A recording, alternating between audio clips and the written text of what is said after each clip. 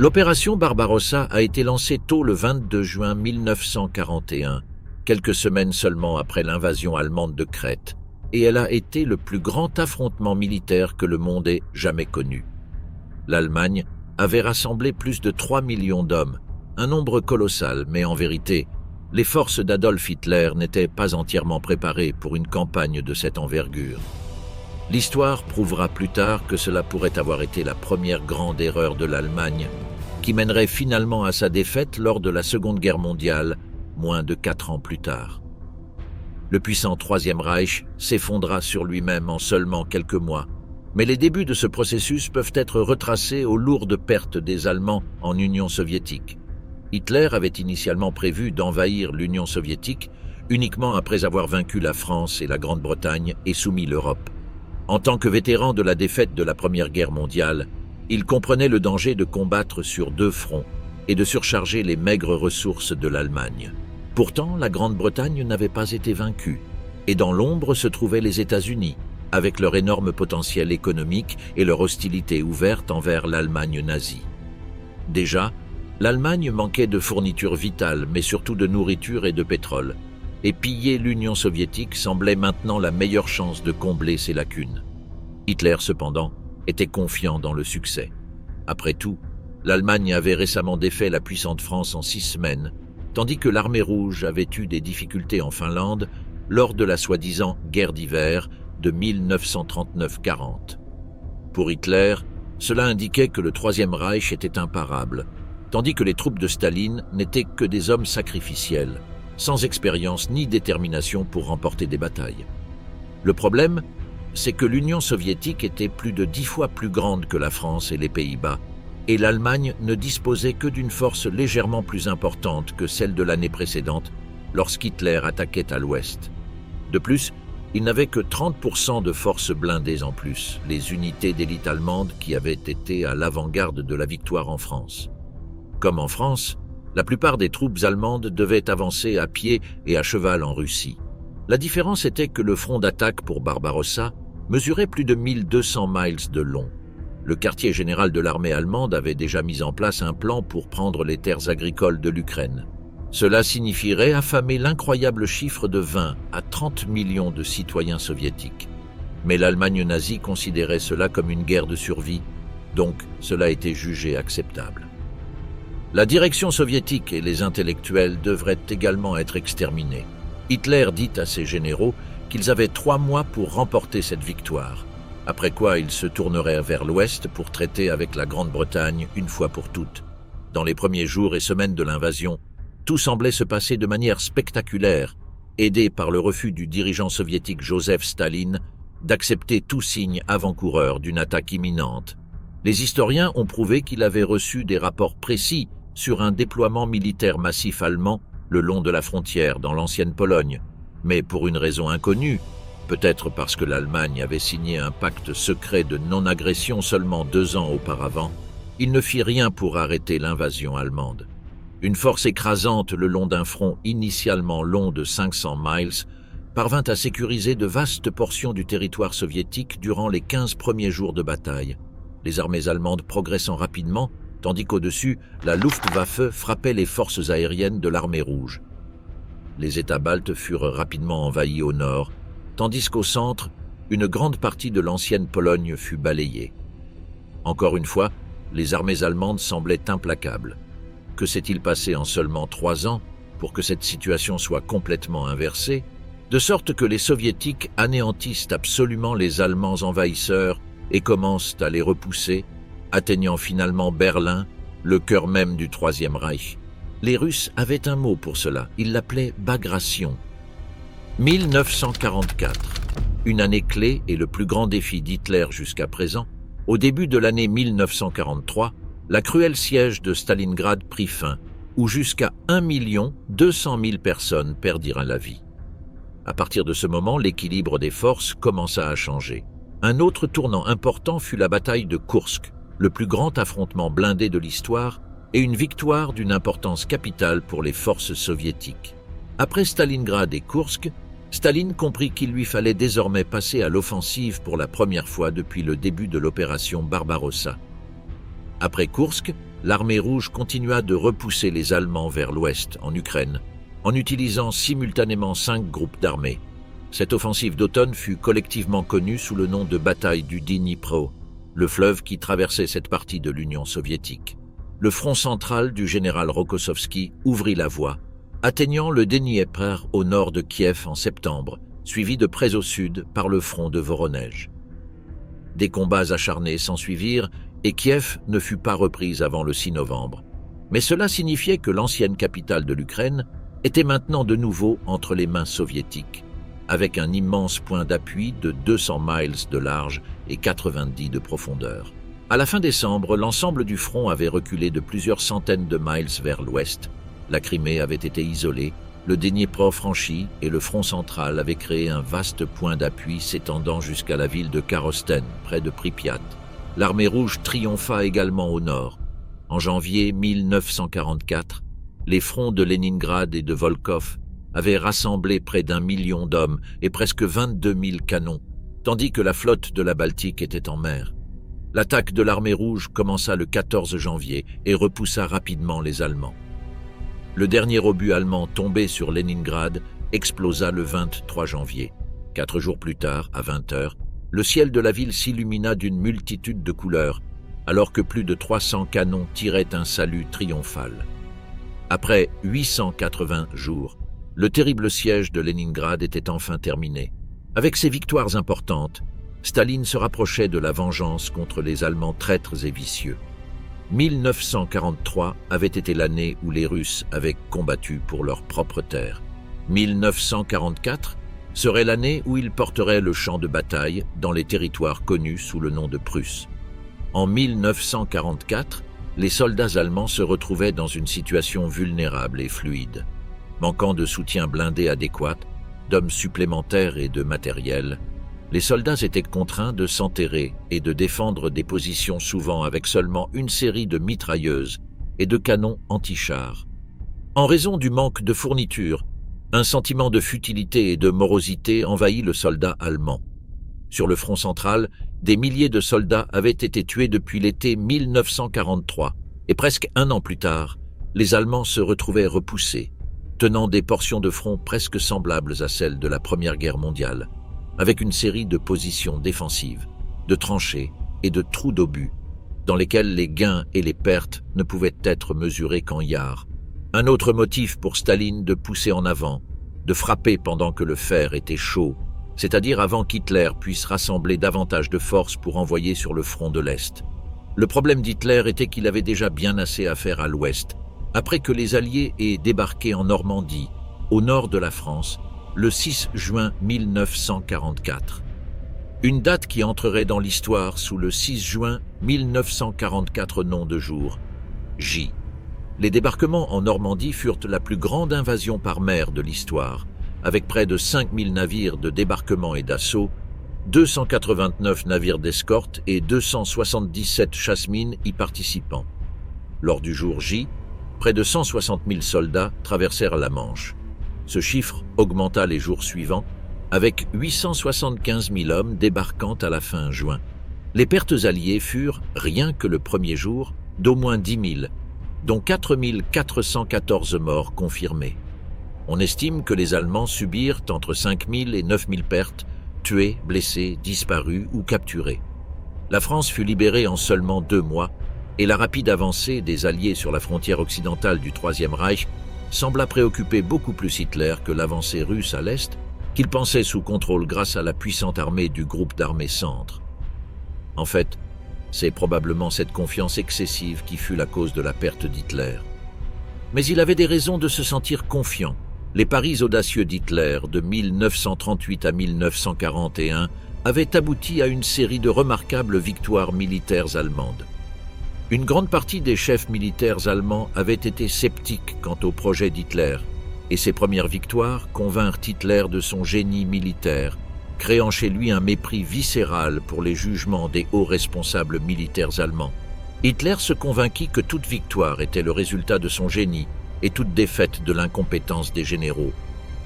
Il renvoya les officiers qui remettaient en question ses décisions et se retrouva progressivement entouré de flatteurs, qui soutenait sa vision de plus en plus délirante de la situation stratégique. Hitler était un amateur habile dans la planification militaire. Sa vision militaire avait été façonnée par son service distingué en tant que jeune fantassin pendant la Première Guerre mondiale. Comme beaucoup d'Allemands de sa génération, il était convaincu que l'Allemagne aurait pu gagner cette guerre, si seulement elle avait eu la volonté de résister. Il se considérait comme l'incarnation de cette volonté et agissait sans pitié contre tout commandant allemand, ne montrant pas un enthousiasme similaire pour la résistance à la mort. Le jugement stratégique d'Hitler sur l'Union soviétique en 1944 était qu'elle était sur le point de s'effondrer et qu'elle s'effondrerait, comme en 1917, si l'Allemagne tenait bon suffisamment longtemps. Hitler refusait simplement de croire que la puissance militaire soviétique augmentait plutôt que de faiblir, car cela aurait sapé sa confiance en la victoire ultime de l'Allemagne. Alors que les preuves de la faiblesse croissante de l'Allemagne face à l'assaut des deux et les erreurs de l'ennemi. Alors que l'Allemagne était contrainte à la défensive stratégique en 1944, Hitler refusait catégoriquement de céder un pouce de territoire, même lorsqu'une retraite tactique aurait permis aux troupes allemandes de se mettre en position défensive plus favorable. Pour Hitler, les retraites tactiques étaient des signes de défaitisme et d'un manque de volonté de vaincre les soviétiques. Il était symptomatique de cette vision qu'en 1944, ses instructions aux commandants allemands sur le front de l'Est étaient de préparer les grandes villes comme des points forts ou centres de résistance si les soviétiques franchissaient les défenses allemandes, et leurs garnisons étaient censées combattre jusqu'à dernier homme. La retraite n'était jamais une option. L'effet immédiat de cette mentalité fut l'insistance d'Hitler sur l'autorisation personnelle des retraites tactiques, même les plus mineures. L'armée allemande en général et le groupe d'armées centre en particulier perdirent leur flexibilité tactique, ce qui les rendit plus vulnérables à l'armée rouge. Le groupe d'armées centre allemand et l'offensive soviétique en Biélorussie. En 1944, l'armée allemande subit des pertes de plus en plus lourdes à l'Est, perdant la majeure partie de l'Ukraine occupée dans le Procilé, et l'armée rouge exploita sans pitié la faiblesse qui en résulta lorsque les campagnes de printemps commencèrent. De nouvelles encerclements et évasions suivirent, chacune entraînant une hémorragie supplémentaire de la force allemande. Mais le principal coup tomba plus au nord contre le groupe d'armées centre-allemand. Des mesures de tromperie soigneusement orchestrées assurèrent que les Allemands ne se rendèrent pas compte de l'ampleur des forces qui s'assemblaient contre eux, bien qu'ils aient conscience qu'une grande attaque était imminente.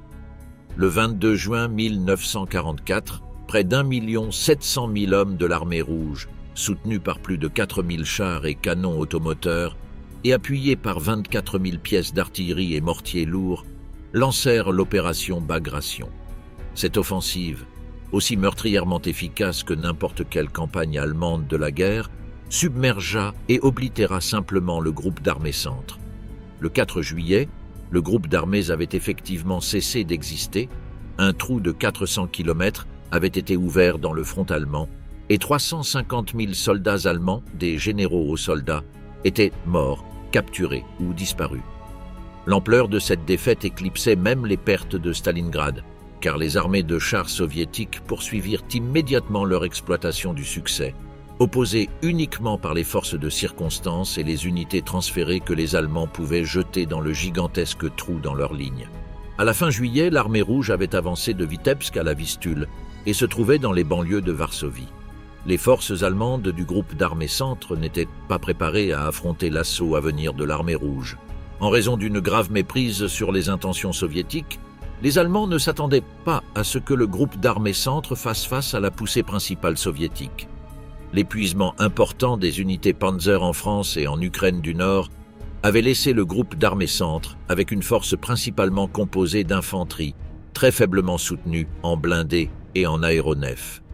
La situation s'aggrava encore le 30 mai 1944, lorsque Model réussit à convaincre Hitler de déplacer le 56e corps Panzer du groupe d'armées centre vers le groupe d'armées Nord-Ukraine. La veille de l'opération Bagration, le groupe d'armées centre comptait 34 divisions d'infanterie, 2 divisions de la Luftwaffe, 7 divisions de sécurité, 2 divisions de Panzer grenadiers et une division Panzer.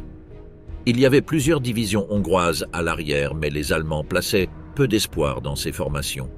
En tout, les forces armées allemandes en Biélorussie comptaient l'équivalent de 52 divisions, avec environ 400 000 soldats de combat et 400 000 autres dans les unités de soutien, les postes administratifs et autres positions non combattantes. Bien que cela représente une force très substantielle, le terrain à couvrir était immense. Étant donné la longueur du front à défendre, les divisions d'infanterie allemandes étaient étendues au-delà des limites prudentes. Chaque division couvrait un front d'environ 30 km, soit presque le double de la norme. Cela signifiait que chaque giron si contraint par rapport aux Allemands. Environ 40% de l'armement soviétique était attribué aux unités de chars et de canons d'assaut attachés au corps de fusiliers pour fournir un soutien de tir direct lors de la phase de pénétration de l'opération. Un peu plus de 60% des blindés étaient contenus dans les unités blindées, mécanisées et de cavalerie qui réaliseraient la phase d'exploitation de l'opération une fois que les corps de fusiliers auraient pénétré la ceinture défensive allemande. La plupart des chars soviétiques étaient des chars moyens. Le type le plus courant était le T-34 modèle 1943, armé d'un canon de 76 mm. Le nouveau char T-34-85 était entré en service plus tôt en 1944 et était disponible en quantité, souvent jusqu'à un 10 ans derrière les lignes allemandes. La Biélorussie était le site du plus grand et du plus vigoureux mouvement partisan de l'Union soviétique, soutenu activement depuis 1942 par des largages aériens massifs d'équipements et de personnel. Au début de 1943, la force des partisans en Biélorussie était d'environ 150 000 hommes. En juin 1944, elle avait atteint 270 000, organisée en 157 brigades et 4 par une riposte de contre-batterie, mais fut rapidement engagée par des formations d'artillerie à longue portée spéciale. Les comptes rendus allemands de la préparation d'artillerie décrivent uniformément une intensité et une destructivité jamais vues auparavant durant la guerre. La préparation d'artillerie fut suivie par les premières attaques d'infanterie. L'armée rouge employa des groupes d'infanterie concentrés, soutenus par un tir très concentré et bien contrôlé de puissantes armes. Cette combinaison s'avéra fatale pour les défenses allemandes mal préparées. Dès l'après-midi, la 3e armée blindée allemande subissait de lourdes pertes dans ses défenses. L'objectif soviétique le plus important à ce moment-là était la principale route Moscou-Minsk, de Smolensk à Orsha. Cette zone avait été âprement disputée lors des combats de l'automne et de l'hiver 1943-44, et les Allemands l'avaient fortement fortifiée et minée. En conséquence, la 11e armée de garde soviétique attaquant vers Orsha utilisa des groupes d'assaut spéciaux. Ceux-ci étaient composés dans sa part rapidement. Non seulement il y avait un problème de mines et de pièges à chars, mais l'infanterie allemande tenace se cachait dans les trous d'obus d'artillerie avec des grenades fusées Panzerfaust. À la fin de la première journée de combats à grande échelle, l'offensive progressait bien. La ville de Vitebsk était sur le point d'être encerclée, et la route principale menant à Minsk semblait à portée de la 11e armée de garde. Les Allemands ne croyaient toujours pas qu'il s'agissait du principal effort soviétique, si bien qu'aucune tentative réelle ne fut faite pour rediriger des réserves stratégiques dans la zone. Le matin du 24 juillet, il était évident pour le commandant de la 3e armée blindée, le général Georg Hans Reinhardt, que l'armée rouge tentait de couper la ville de Vitebsk, ce qui devint sa priorité de défense. En fin de matinée, 2 armées soviétiques convergeaient rapidement derrière Vitebsk, à l'ouest. L'ensemble du 53e corps allemand allait être piégé. Les autorités allemandes sur le terrain décidèrent que leur seule chance était de préparer une opération de rupture, c'est-à-dire Tiger. À 2h45 du matin, le 9e corps reçut l'ordre d'effectuer une retraite combattue depuis la ligne Tiger vers une ligne secondaire à l'ouest du fleuve Dvina. À midi, les éléments de tête de l'armée rouge étaient déjà sur la rive est de la Dvina, poursuivant les troupes allemandes, et plusieurs ponts durent être détruits, bien qu'il y eût encore des forces allemandes à l'est du fleuve. Avec la percée des défenses tactiques allemandes, ce soir-là, le général soviétique Ivan Tcherniakovski ordonna à ses troupes de commencer une mission d'exploitation. Ces opérations laissèrent le 53e corps allemand à Vitebsk complètement coupé et vulnérable à l'armée rouge. Le matin du 25 juin, la 4e division de la Luftwaffe était encerclée à Ostrovno. l'armée soviétique du 39e division d'infanterie et la 6e division de la Luftwaffe. Le maréchal Busch tenta de persuader Hitler de permettre au moins à un de ses corps de se replier de Vitebsk pour aider à la tentative de sortie. Mais Hitler lui rappela que ses ordres étaient clairs, combattre ou mourir en essayant. 2 divisions allemandes furent isolées à 10 km au sud-ouest de Vitebsk, avec des parties d'une division d'infanterie piégées à l'intérieur de la ville, tandis que les soviétiques réduisaient méthodiquement les défenses par les pertes massives en hommes et en matériel, força les Allemands à transférer des divisions en provenance du groupe d'armées Nord et du groupe d'armées Ukraine du Nord, alors que l'armée rouge se préparait à lancer des opérations offensives sur ces fronts. L'étendue totale des pertes allemandes durant l'opération Bagration ne sera jamais connue avec précision. L'Allemagne perdit l'équivalent de 25 à 30 divisions. 17 divisions furent complètement détruites. Les pertes en effectifs, au minimum, étaient de 300 000 hommes et probablement plus proches de 350 000. Parmi ceux-ci, environ 150 000 furent capturés, dont la moitié mourut en chemin vers les camps de prisonniers ou succomba à la malnutrition ou aux maladies dans les camps. Mais peut-être que la description la plus précise de l'étendue de la défaite allemande sur le front de l'Est fut un événement surprenant qui se déroula dans la capitale soviétique. Tandis que la plupart des prisonniers de guerre allemands étaient utilisés pour des travaux forcés dans différentes régions du pays, Staline avait d'autres plans pour au moins un tiers d'entre eux.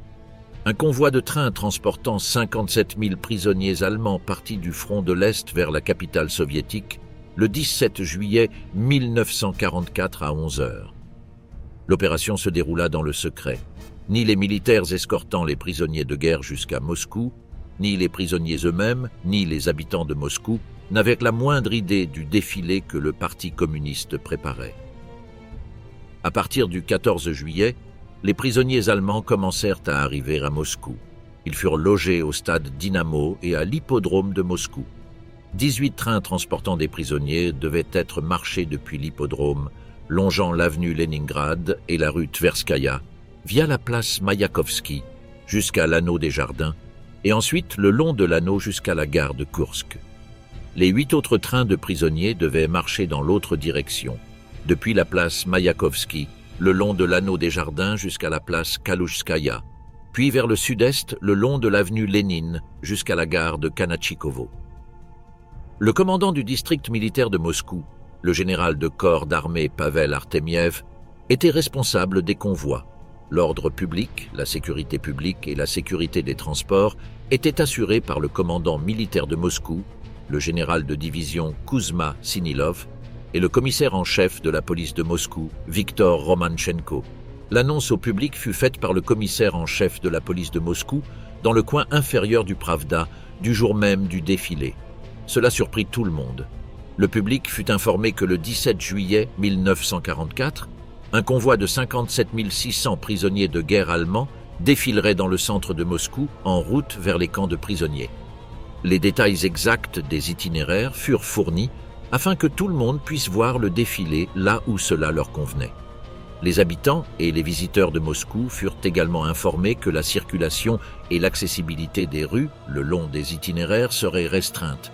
Tous les citoyens soviétiques furent invités à se conformer à l'ordre maintenu par la force de police et à ne pas perturber les prisonniers de quelque manière que ce soit. Les prisonniers allemands quittèrent l'hippodrome de Moscou en grande formation de 600 hommes, 20 par rangée à 11 heures, comme prévu. Ils étaient bien nourris et avaient de l'eau pour s'assurer qu'ils pouvaient supporter la longue marche. Ils marchèrent à pied, en silence, sans leur bannière ni leur drapeau. Tous les prisonniers avaient les bras et les jambes libres, mais ils savaient qu'essayer de s'échapper serait futile. Un total de 1227 officiers capturés de plus haut rang étaient responsables de diriger le défilé. À la tête de la marche se trouvaient 19 généraux et 6 colonels, en uniforme complet, décorés de médailles, ainsi que 6 colonels et lieutenants-colonels. Parmi les généraux, on comptait le commandant du 27e corps d'armée, le général d'infanterie Paul Gustav Wölkers, le commandant du 53e corps d'armée, le général d'infanterie Friedrich Gollwitzer, le commandant du 12e corps d'armée, le lieutenant-général Vincenz Müller, le commandant de Mogilev, le major-général Gottfried von Erdmannsdorf, et le commandant militaire de Bobruisk, le lieutenant-général Adolf Hamann. Erdmannsdorf et Hamann furent plus tard exécutés publiquement pour crimes de guerre. Vinzenz Müller devint un anti-nazi convaincu et reprit une carrière militaire dans la République démocratique allemande, devenant même membre du Parlement de l'Allemagne de l'Est. Sa vie prit fin en 1961 dans des circonstances douteuses, lorsqu'il tomba du balcon de son domicile. Le général Völkers mourut en captivité soviétique, bien que les détails exacts restent inconnus. Friedrich Gollwitzer fut condamné comme criminel de guerre en Union soviétique et libéré en 1955. La soi-disant parade des vaincus fut contemplée en silence par la foule de Moscou. Quelques insultes furent lancées aux Allemands qui défilaient, tandis que toute tentative de lancer des pierres fut immédiatement stoppée. Le public était perplexe, car ce n'était pas le type de parade auquel il était habitué. Au total, plus de 120 000 personnes se rassemblèrent le long du parcours de la parade pour voir les prisonniers allemands marcher vers les gares qui les conduiraient vers les camps de travail forcés. Hitler avait promis aux troupes qu'un jour, elles défileront sur les grandes avenues de Moscou, mais ce n'était pas ainsi qu'elle l'avait imaginé. La parade se termina par un nettoyage. Des camions à arroseurs parcoururent les rues où les soldats allemands étaient repassés, symboliquement rinçant Moscou de la saleté. Quelques heures après la parade, tout redevint normal, tandis que la guerre continuait à faire rage à l'ouest. Mais pour le peuple russe, cette parade portait un message fort. Il y avait de l'espoir maintenant. La fin de la guerre approchait et les familles allèrent bientôt pouvoir retrouver leurs proches qui servaient le pays sur le champ de bataille. Pour les survivants du groupe d'armées Centre, cependant, l'histoire était tout autre. La plupart d'entre eux ne retournèrent en Allemagne qu'à la mi-1950, après presque une décennie dans le goulag de Staline, à extraire des minéraux et à couper du bois. Les pertes soviétiques lors de l'opération Bagration furent également élevées. Les pertes les plus lourdes furent subies par le premier front biélorusse, avec environ 65 779 hommes perdus. Les pertes totales de tous les 4 fronts s'élevaient à 178 507 soldats. Bagration avait été un succès. Célébrer la chute de l'Allemagne nazie, le défilé de la victoire de 1945. Le défilé des vaincus n'était pas simplement une manœuvre de propagande. La guerre, du moins en Europe, allait véritablement se terminer moins d'un an plus tard. L'Allemagne nazie se rendait le 9 mai 1945. 6 semaines après la chute de Berlin et la fin de la Grande Guerre patriotique, un immense défilé militaire fut organisé pour les habitants de la capitale soviétique. Ce serait un défilé bien différent du précédent, une célébration de la victoire plutôt qu'une humiliation des vaincus. Cette fois, les gens étaient encouragés à chanter, à être heureux et à acclamer les troupes qui défilaient. Organisé et mené sur les ordres directs de Staline lui-même, le défilé de la victoire de 1945 reste, à ce jour, le plus grand jamais organisé sur la place rouge de Moscou. 40 000 soldats, marins et autres membres du personnel militaire, accompagnés de 1850 tanks, pièces d'artillerie et autres équipements, furent mobilisés pour l'occasion, malgré la pluie battante ce jour-là. À la tête du défilé se trouvait le commandant du 2e front biélorusse, le maréchal de l'Union soviétique et héros de l'opération Bagration, K.K. Rokossovski. Le 22 juin 1945, les principaux journaux soviétiques publièrent les paroles de Iosif Staline, annonçant un soi-disant défilé de la victoire prévu pour le 24 juin 1945 sur la place rouge de Moscou. Des préparatifs intensifs étaient en place depuis fin mai, et une répétition pour les unités d'infanterie eut lieu début juin sur l'anneau des jardins de Moscou, allant du pont de Crimée à la place Smolensk. Les unités d'artillerie furent soigneusement inspectées, tout comme les véhicules mécanisés et blindés. Plusieurs régiments formés et entraînés défilaient, représentant chaque front actif à la fin de la guerre et dirigés par les commandants des fronts. Il fut décidé de ramener de Berlin le drapeau rouge qui avait été hissé sur le Reichstag le 2 mai. Les organisateurs permirent à chaque régiment de choisir leur marche militaire préférée. La répétition avant-dernière du défilé de la victoire se déroula sur le terrain d'aviation centrale et la répétition générale eut lieu sur la place rouge. Tout devait être parfaitement planifié et exécuté. Le 22 juin, à 10 heures, les maréchaux de l'Union soviétique, Georgi Zhukov et Konstantin Rokossovski, apparurent sur la place rouge, l'un à cheval blanc, l'autre à cheval noir. La place fut immédiatement balayée par un rugissement d'applaudissements. Ensuite, l'orchestre militaire combiné de 1400 musiciens joua l'hymne intitulé « Gloire au peuple russe ». Après cela, le commandant du défilé, Rokossovski, fit rapport sur la préparation du début du défilé. Les maréchaux firent un détour parmi les troupes et rendirent hommage au mausolée de Lénine, situé sur la place Rouge. Puis Zhukov monta sur le podium et, au nom du gouvernement soviétique et du Parti communiste, félicita les courageux soldats soviétiques et tout le peuple pour leur grande victoire sur l'Allemagne nazie. À ce moment-là, l'hymne de l'Union soviétique fut joué et la marche solennelle des troupes commença. Le défilé de la victoire fut suivi par les régiments des fronts, du commissariat du peuple à la défense et de la marine, des académies militaires, des collèges et des unités de la garnison de Moscou. Les régiments combinés comprenaient des rangs et des sergents, des officiers de différentes armes, qui s'étaient distingués au combat et avaient été décorés de médailles militaires. Après les régiments des fronts et de la marine, l'un des moments les plus célèbres du défilé eut lieu. Une colonne de soldats soviétiques portant 200 bannières prises aux troupes nazies vaincues entra sur la place Rouge et les laissa tomber au pied du mausolée, en signe de la défaite écrasante de l'agresseur. À 23 heures, le ciel au-dessus de Moscou s'illumina de projecteurs, des centaines de ballons furent relâchés et des salves de feux d'artifice retentirent depuis le sol. Le lendemain, le 25 juin, le Grand Palais du Kremlin accueillit une réception en l'honneur du défilé de la journée de la victoire. Après cette grande célébration à Moscou, sur la suggestion du gouvernement soviétique et du haut commandement, un petit défilé des troupes alliées fut organisé à Berlin en septembre 1945, auquel participèrent des troupes soviétiques, américaines, britanniques et françaises. Au total, 40 000 soldats de l'armée rouge défilèrent lors du défilé de la victoire, et 1850 véhicules militaires y prirent part. Des milliers d'invités et probablement plus d'1 million de personnes se rassemblèrent pour observer et participer aux célébrations, malgré la pluie. Après tant d'années de guerre, dont une grande partie combattue sur leur propre sol, ce fut un moment bien mérité de bonheur pour le peuple soviétique.